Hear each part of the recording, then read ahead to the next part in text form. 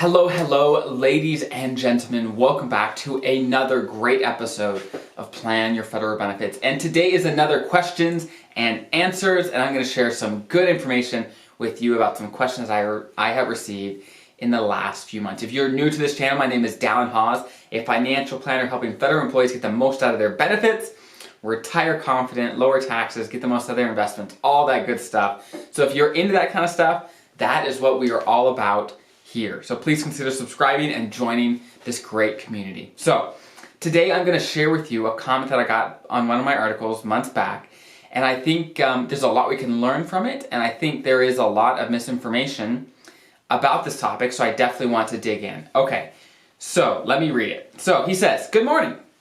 I've noticed you keep providing the same erroneous information regarding double taxation on borrowed 401k/TSP funds. For the record, you do not pay double taxes on any borrowed money out of a 401k or similar account when you pay it back, as that money was never taxed. You may be able to argue that the interest you pay is double taxed. Do a little research and you'll see that I'm right." So this is what he wrote to my article, and for his credit, he's absolutely right. Now, in the articles I've written on this, I've tried to make the distinction that each dollar that is involved in a TSP loan, each dollar is only taxed once. Now, the reason I do call it double taxation is because this is what happens. When you take a TSP loan out, let's say you take $10,000 out, you spend it on your house, whatever it is, you don't pay taxes right at that point, okay? You don't. And the year that you take $10,000 out of your TSP as a TSP loan, you don't pay any taxes, okay? Now, when you actually pay taxes on that distribution is when you pay it back, okay? When you pay it back, you have to pay it back with after-tax dollars. So that's when you're paying taxes technically on that distribution, okay? Now, when you take that money out in retirement, you have to pay taxes again. So there is no double taxation on each dollar. Each dollar is only taxed once, but for the end result, for whatever you end up with in your TSP at the end of the day in retirement, more taxes was paid to make that happen than before. Now, you did take some out during your career to use it for something, and so that might have been valuable for you too, right? So I think that's the distinction. Every dollar is only taxed once, except for, of course, the interest payments. The interest payments you pay with after-tax money, and then when you take those out, that is taxed again. So those are double taxed, right? Other than that, your actual loan amount, each dollar is only taxed once.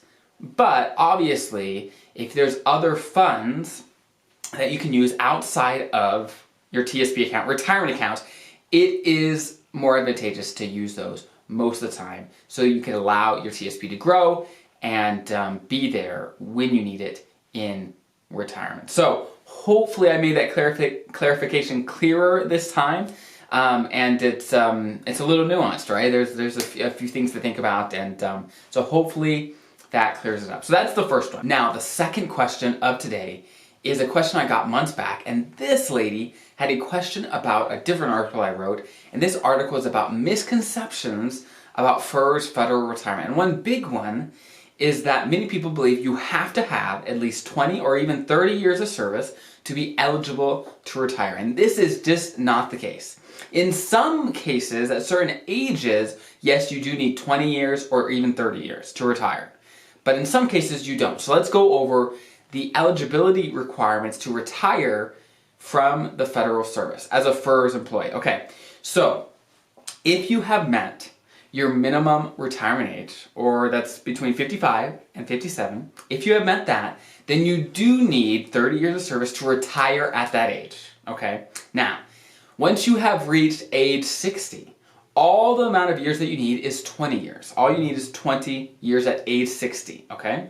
Now, once you have reached age 62, however, you can retire with as little as 5 years of credible service. So, there is nothing magic about 20 years or 30 years other than it lets you retire a little earlier. Okay, so it's nice to have, it's awesome to have that many years of service, but you definitely can be eligible to retire at 62 with less years, at least 5, right? Now, Those are for immediate retirements, which an immediate retirement means to get your pension right away, to keep your health benefits, lots of other things, okay?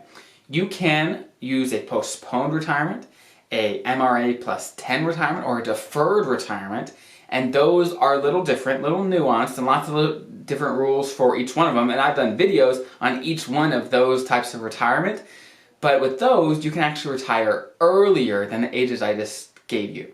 Now, your pension, you may not get it right away, and there's different stipulations and different things with different parts of your benefits. But just know that there's options. There's options out there so that you can retire, or you could go take another job, you could go work for, you could start your own business. There's lots of different options outside of just working 20 or 30 years with the federal government. Not saying it's a bad thing to do, I'm just saying you have more options than you probably think you do. So if that's something that you are interested in, you say, hey, I actually do want to look into retiring early, definitely look into it so that you know, okay, for me, I could retire at this point, these are the benefits I could keep, and this makes sense for me or it doesn't, right? So hopefully this is helpful. These were the 2 questions for today. I hope that was interesting, and if you have any questions or comments yourself, put in the comments below, and we'll definitely get to as many as we possibly can. But until next time, I hope you have a great day, and I'll see you next